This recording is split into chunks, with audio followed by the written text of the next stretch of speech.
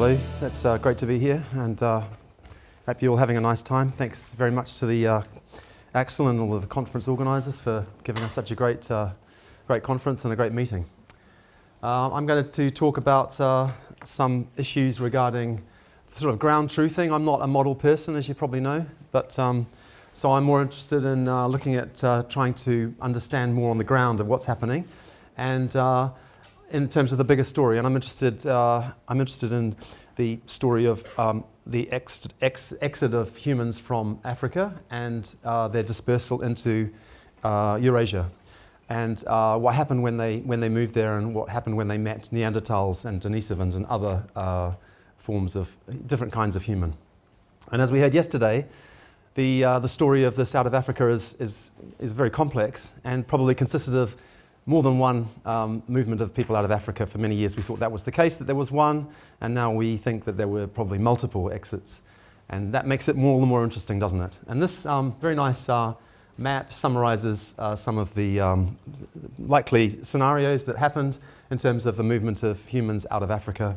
And I'd like to refer throughout my talk to three main methods that are increasingly used to try and detect and understand more about this whole process.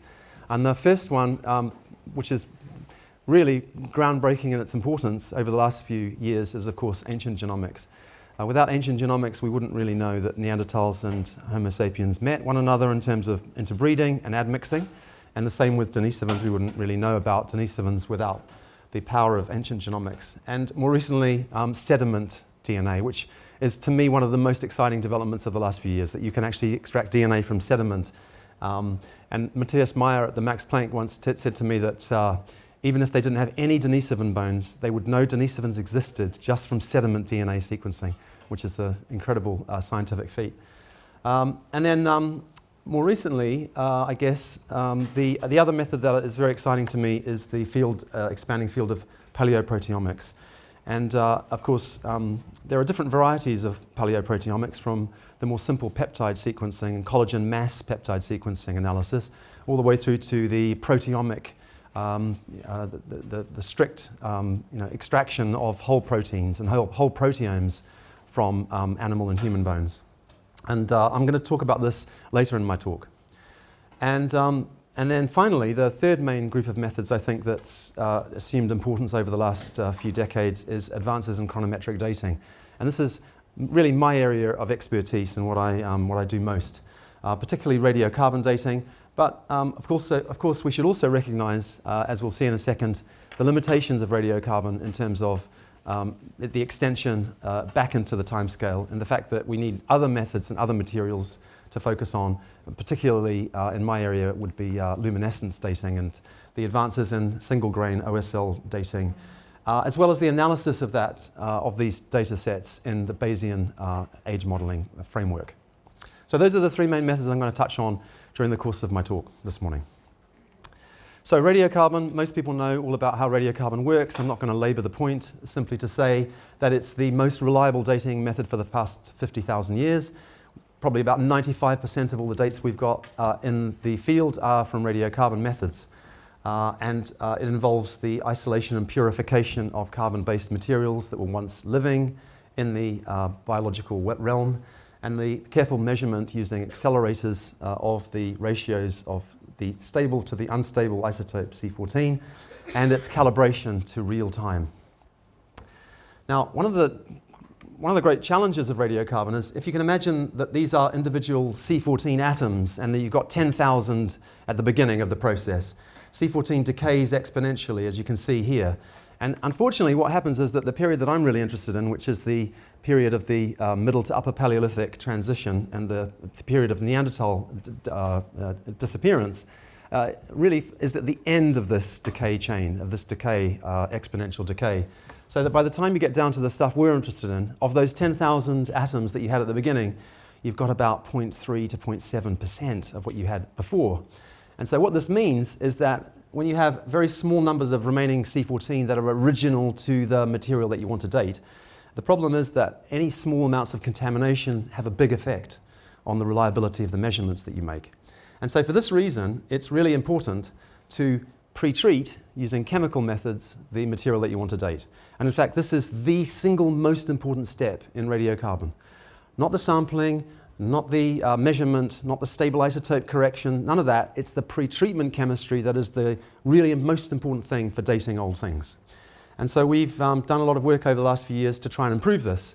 And one of the methods that we use that has had some effect is to pre-treat bone collagen using an ultrafiltration step. So basically what we do is we drill a sample of bone powder, and we're focusing on the protein part of the bone, so we want to extract collagen from the bone. And so we drill using a tungsten carbide drill. We add dilute acids to that to decalcify the bone, to remove the hydroxyapatite. We gelatinize the collagen to untwist the 3 polypeptide chains that form a single molecule of collagen. And then we ultrafilter this mix. The ultrafilter is a 30 kilodalton ultrafilter, which is designed to keep the undegraded collagen polypeptide chains above it. And so anything that's smaller than 30,000 daltons goes through the ultrafilter. Anything that's bigger is trapped above it. And so this is a good way of purifying the collagen for dating before measurement. And so what we've shown is that this is a good method to remove these contaminants that are the big problem for radiocarbon dating in the Paleolithic. So one of the questions that I've been working on, as well as a lot of other people, is when did Neanderthals disappear? And this is a kind of an important thing if we want to understand the relationship between Neanderthals, Homo sapiens, and other humans in Eurasia over this period of the last 100,000 years. We want to know when they disappeared. It's a big, big question. And this map appeared in 2006, accompanying a paper about the Gibraltar Neanderthals, which were then argued to be very, very late. Gibraltar Neanderthals were argued in a paper to be less than 30,000 years ago. And this paper summarizes some of the dates that we had for the latest Neanderthals in 2006. And what you can see here is that some of these dots here are between 30 to 35,000 years ago, and some of them are less than 30,000 years ago. So this was the kind of state of play 2006. And once we started to understand about the limitations of bone dating and the previous pre-treatment issues that we'd encountered, what we decided to do was to try and test some of these dates and see whether, using better chemistry methods, we could improve the dates or confirm that they really were as young as claimed in these kind of summary papers. And so we worked on several sites. I'll give you a couple of quick examples in the interest of time. So this is the site at Zafaraya in Spain. It's a big cave. You can see these are people here, standing here, so it's a big cave. And it's excavated by Cecilio Barroso Ruiz. He found lots of really amazing Neanderthal bones. And initially they got radiocarbon dates from bones of animals that were near these bones. And they got dates of between 33,000 and 29,000 radiocarbon years ago. Amazing. The youngest Neanderthals in Iberia. So what we did with my student was we went back and we sampled the same material that had been dated, and instead of just redating the filtered gelatin, we ultrafiltered the gelatin. We ultrafiltered it. And from the same bone, we got a date that was more than 46,700 years ago for the same bone. And we got the same result twice to confirm it. And then we dated more samples lower down in this stratigraphy. And we found that all of the Neanderthals were more than 50,000 years ago, not 33,000 years ago. And this is a function of bad pre-treatment chemistry not removing the contamination that is present in these bones. So even 1 or 1.5% of that contamination can produce dates that are very young like this. Mezmaiskaya is a very important archaeological site. It's produced 2 very important neonates, infants, from Neanderthal period at that site. Initially, they were radiocarbon dated at just under 30,000 radiocarbon years ago. We'd radiocarbon dated one of the Neanderthals that was below this one, and we got a date of around 40,000 using ultrafiltered methods. So again, older. And sometimes we then discovered that the ultrafilter method, although it's a very good method, sometimes when we're radiocarbon dating things that are highly contaminated, like this is the Sungir, one of the Sungir skeletal remains, Sungir 1. You can see that it's been treated with a whole lot of museum consolidants, like glues and consolidants and conservatives. And so it's very hard to remove this because often it has a high molecular weight. And our ultrafilter removes low molecular weight material. So ultrafiltration sometimes won't work with this material because the contaminant is big in terms of its molecular weight. And so we worked on developing a single amino acid approach using HPLC methods. And HPLC is, of course, a chromatographic method. And basically how it works is that you inject a mobile phase into a chromatographic column. And the chromatographic column acts to slow the precession of the analyte through it by virtue of its formulation in terms of its ability to react with the analyte as it goes through. And it separates these analytes. And so you can imagine that these are amino acids. So what we do is we hydrolyze the collagen into single amino acids, and then we inject that mix into the column, and then it slowly separates, and then we detect using ultraviolet methods, we detect the amino acids, and we then collect them for AMS dating. And so if you can imagine this as being the column, the amino acids separate in terms of time, so this is time in seconds, and we managed to work out a way of separating these amino acids using a dual column approach, and we focus particularly on hydroxyproline, which is around 10% of the amino acids in bone, and it's almost exclusive to mammalian collagen. So when we date hydroxyproline, we get a date for the bone and nothing else. And so this hydroxyproline, as you can see, it comes off after just over 1200 seconds on the column, and then we take just the hydroxyproline for dating. And so we applied this method to really contaminated bones, not the regular bones. So at Vienna cave in Croatia, for example, which is where some of the bones for the Neanderthal genome project came from that provided the bulk of the Neanderthal genome, we focused on one of the Neanderthal bones that was dated back in the 1980s, which gave a very young radiocarbon age. And as you can see, when we ultrafiltered that material, we got a date that was only a few thousand years older. But when we extracted hydroxyproline for dating, we got a date that was more than 40,000 years old. And we've subsequently got more dates like this. And a whole new range of dates has been obtained, which shows that these Neanderthals all date to way beyond 40,000 years ago, not 28,000 as we thought. And so if we now look across Europe, we can see that the idea that Neanderthals survived this late is, I think, not always true. There are some cases in the south of Spain which are still controversial and still being worked on, so the end of the story is not by any means reached. But over the course of about 5 or 6 years, we worked on radiocarbon dating 40 archaeological sites right across Europe. And we obtained more than 200 AMS dates using these methods and these techniques to try and work out when Neanderthals disappeared.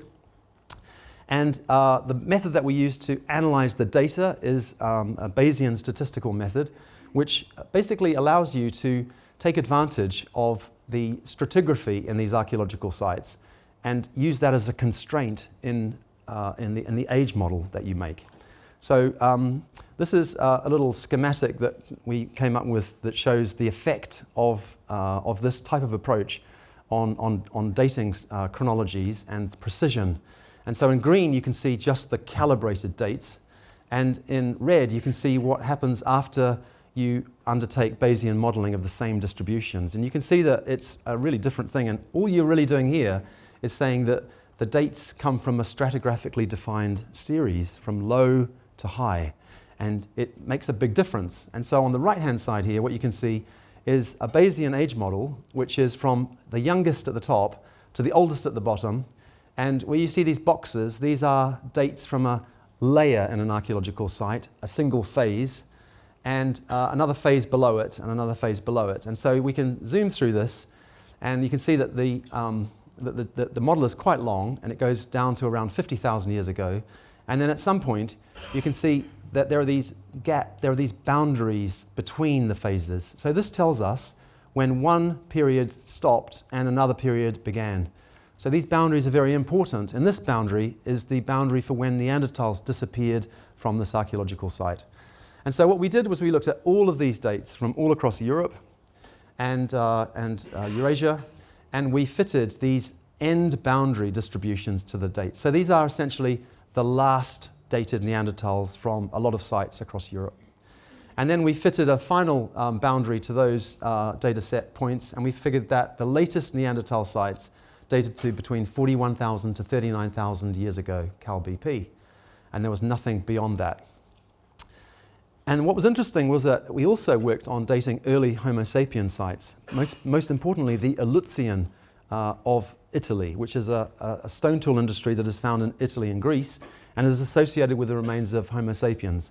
And you can see here that what we found was that the dates of those humans predated the end of the Neanderthals, such that there's an overlap between the two of between 2,600 and 5,400 years.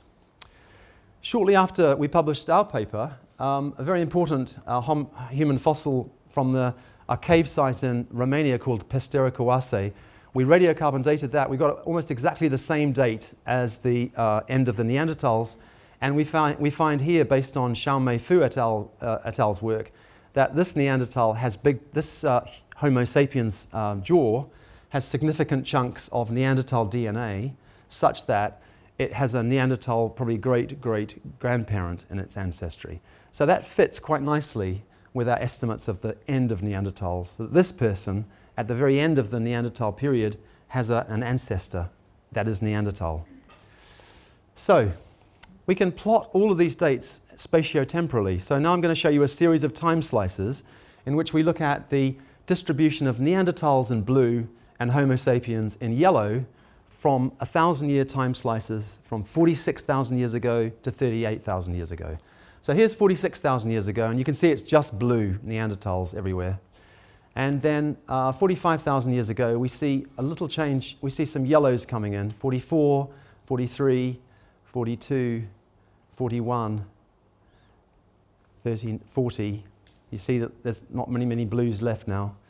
39 and nothing, and 38 nothing. So we can now plot the distribution of these dated sites across time. And since then, we've been working on many more sites. So we're going to update this illustration, I hope, sometime in the next year or two. Now I want to switch tack a little bit to figure out how we can take this work forward. Because if we've got an overlap period of like several thousand years, that means that Neanderthals and Homo sapiens must be found in sites at the same time. One of the big problems we have is that the stone tool industries that we see, we're not always confident that they can be associated with a biological species, a human group.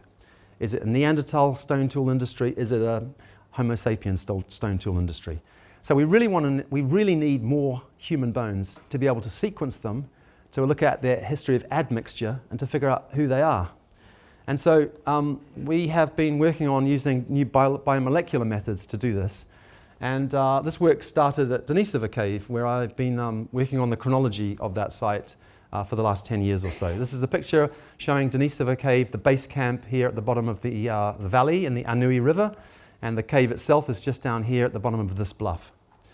This is a picture showing the entrance to Denisova Cave, and inside there are three main chambers. The east chamber contains most of the really significant human remains, including of course, the very well-known small finger bone, which produced the initial mitochondrial DNA that showed that this was a new group of humans called the Denisovans.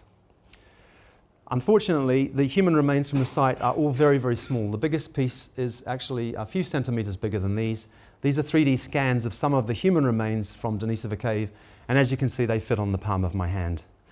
And this is why some really clever journalists coined this phrase, that they are the genome in search of a fossil.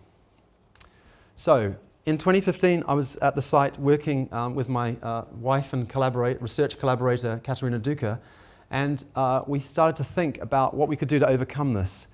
The problem at Denisova Cave is that most of the bones are like this. They're really small and fragmentary.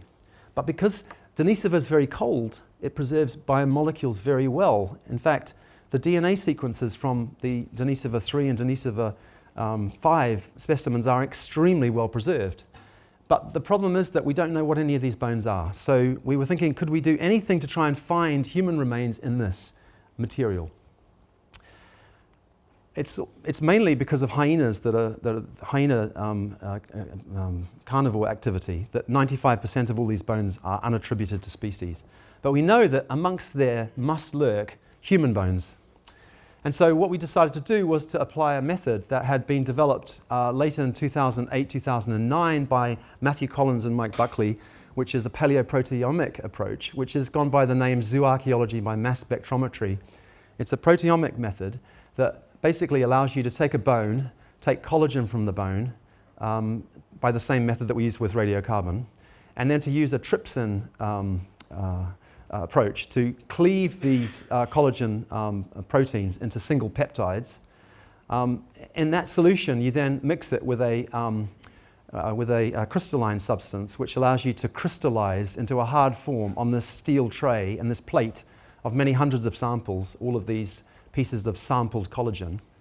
And then using a MALDI mass spectrometer, which is a laser-based mass spectrometer system, in which you put the samples into it and then fire a laser at the surface of each one of these little dots, exciting the peptides.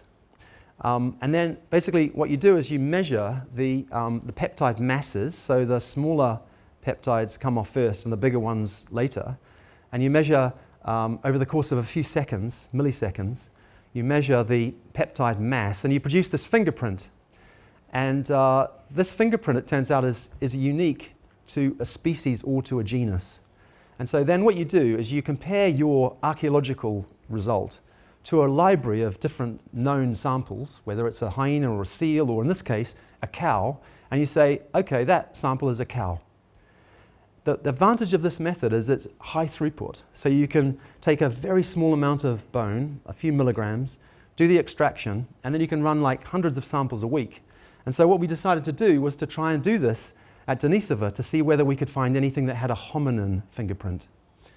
And at first we tried to do this with one of our technicians, but it took a long time. So then we decided to make this a master's project, and Sam Brown, one of our master students, took the project on, and she started to take samples from each one of these, well, not these ones, this is just a picture, but each one of bones from a bag of bones we got from Denisova, which were all unidentified. We didn't know the species. And so she did 700 bones at the beginning and found mammoth and hyena and deer and all sorts of things. No hominins though. And then she did a second batch. And after doing 1,226 samples, we got a sequence that had the 5 markers, you can see them here in red, the 5 markers that code for the hominidae. So we knew we had a hominidae bone. And that bone turned out to be, sadly, quite small, only 24.75 millimeters long, but it's definitely a hominin.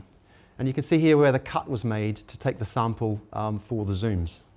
And so we were really excited to find this, and Sam called it Denny. And then we of course, because it's Denisova, we're working with Svante Pääbo at the Max Planck Institute. And Svante's student Viviana Slon extracted DNA and found that it was mitochondrial. Mitochondrially was Neanderthal. So we were super excited.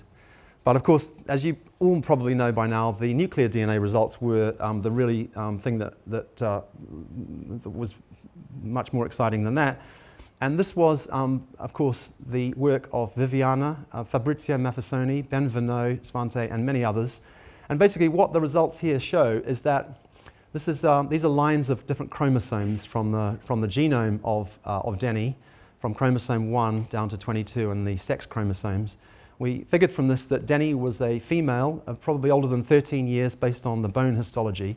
And every time here you can see a line of blue, that means an allele that is identical to the Neanderthal genome. And every time you see a red, that's identical to the Denisovan genome. And every time you see purple, that's a shared allele. And so basically, 38% of the time, this individual had a Neanderthal genome hit, and 42% of the time it had a Denisovan genome hit. And so it could only be explained as an F1 hybrid, the daughter of a Neanderthal mother and a Denisovan father. Since then, we found many more bones like this from Denisova. There are 30 human bones from Denisova cave, of which 16 have been found using zooms. We've also found some amazing bones. We found a Neanderthal bone that's the best preserved Neanderthal ever found. It's being sequenced now to high coverage, so we're really excited about that.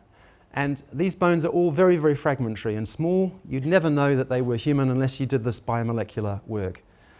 And we've continued to find bones. This is a bone of a Neanderthal from a site in the Crimea. This is my student Emily Pygot.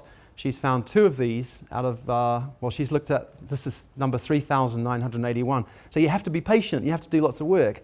About 1 in 1,000 bones from an archaeological site of these kinds turned out to be human. And we found more than 200 new hominin bones in our laboratory so far using these methods. So what this tells us is that virtually in every case that there is an extremely high amount of admixture from these people. They're not pure Denisovan, they're not pure Neanderthal, no one is. When they meet each other, they interbreed, and that's what the genetics tells us. So in this case of Denisova 2 and Denisova 8, we have Neanderthal integration into these Denisovans. And sometimes it's more than one occasion. Rather like in Denny, these are people that have a long shared admixture history. So I want to move on to the final part of my talk now, which is all about dating the earliest modern humans in Eurasia. We talked yesterday about the initial Upper Paleolithic, and these are a series of stone tool industries that we find all the way across to China and all the way east to France.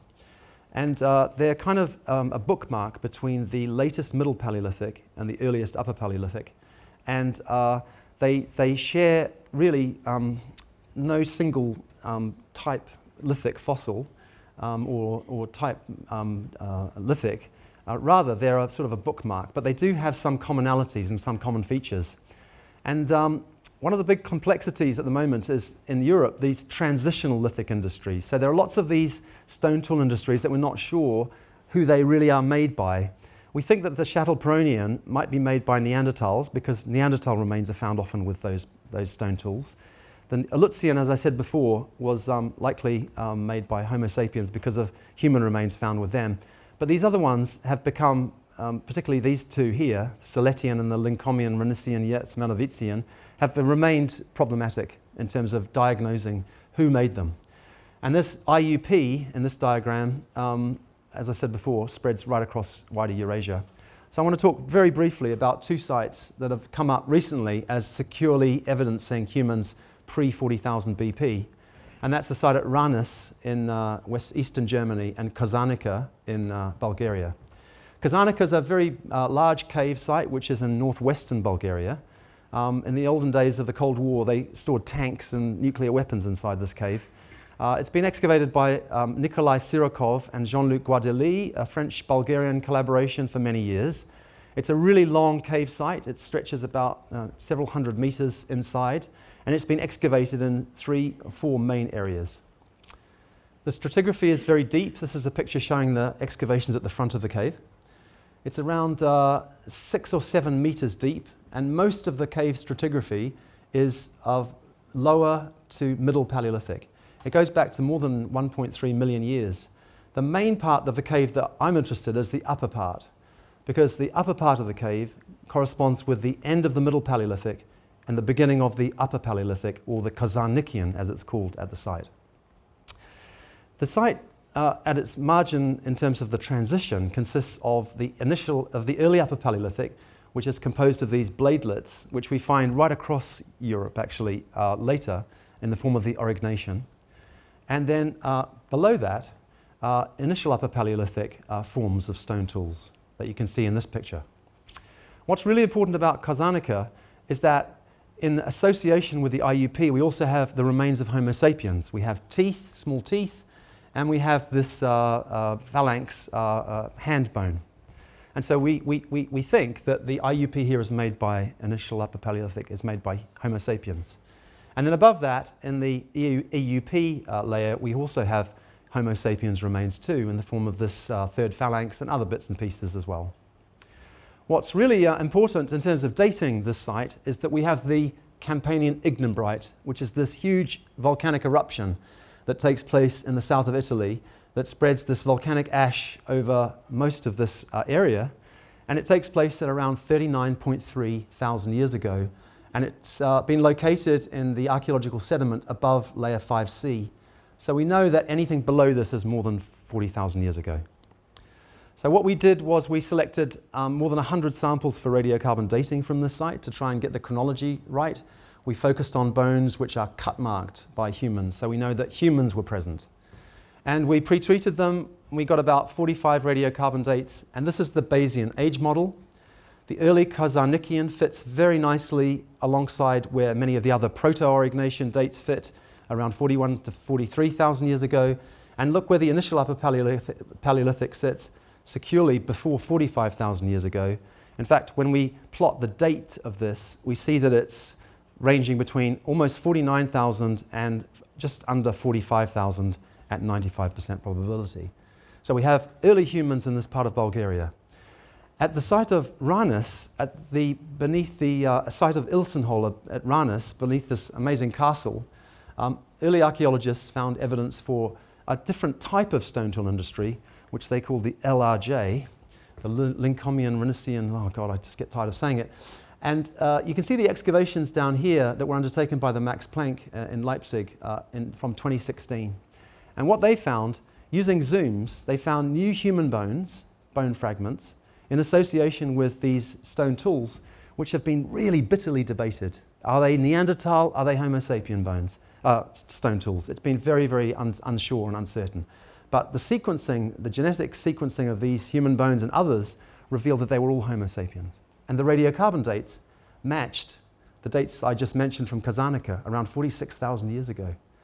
So we have this really incredibly exciting situation now with this stone tool industry that spreads right across northern parts of Europe, which could well be associated with early Homo sapiens. And this work by Pedazani et al. Shows that the climate during this time was a cold period. So they analyzed delta 18O values from horse teeth, and they found that it matched with a cold part of the Greenland Stadial 12 period, at the same time that humans were present in the site. So we now have then, in summary, these really exciting new sites that are predating 40,000 years ago from a series of sites in and along the Danube corridor that date to around 46,000 at Ranis, Zlatý Kun, the skull from the Czech Republic, at around 47,000 years ago, the Cavallo site a little bit later at 43,000, Kazarnica 47,000, and Baccio-Chiro, the really important site where the IUP is also located, at around the same date at 47,000. Now, I very finally want to mention the Mandrin site, because this was mentioned yesterday, day before yesterday by Phil, and we've been doing a lot of work at this site too. And this site really is a game changer, I think, if it really is true. But the jury's still out in a little way.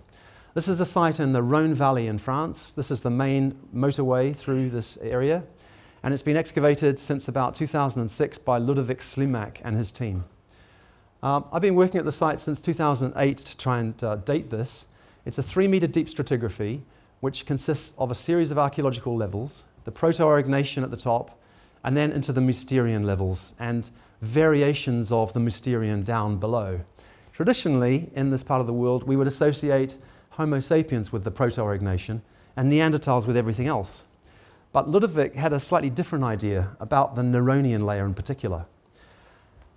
Teeth that have been found in the site have been identified as Neanderthals all the way down from the Mousterian down to the post-Neronian, and Neanderthals all the way down from the Mousterian to the bottom of the site. These are all Neanderthal teeth. But in the Neronian, a couple of years ago, they excavated a tooth which is a Homo sapiens tooth. And so this tooth and the stone tool artifacts associated with it, which are very different from the Mousterian before and after, suggest to Ludovic that this is a Homo sapiens incursion into the site. These stone tools are tiny, that is 3 centimeters. So some of them are a centimeter long. And what they think that they were used for is for tipping projectile points. They've suggested it might be a bow and arrow, but it could be a spear point, we don't know. But anyway, a lot of them have broken off, and they've been obviously thrown at something quite hard. We radiocarbon dated the top part of the site, and we reached the rest of the site with OSL, because everything from the bottom of this layer down is beyond radiocarbon. It's more than 50,000 years. And then using this Bayesian model, we calculated that the age of the Proto-Aurignacian at the site was about the same as everywhere else, around 42,000. But the Neronian, which is where these humans are, we dated to between 56.8 to 51.7, centering on 54,000 years ago. So this is a really big game changer, because what it means is that we have probably 3 different groups of humans, perhaps, or different periods of humans in Europe at this time. We've got the Mundran situation at around 53, 54. Then we've got other IUP sites at around 46, 47. Then we've got the Aleutian at 43. And then finally, we've got the Aurignacian at around 41. Are these groups of humans related to one another? Are they genetically different? Is it the same group of people just modifying and changing their stone tool technologies? Well, there are suggestions that there might be different groups genetically, based upon work at Bacakiro and Ranis and Zlatikun. It's possible that these groups are different from one another. But we really need more human bones using these biomolecular techniques and more genetic sequencing to work out exactly what's going on the ground.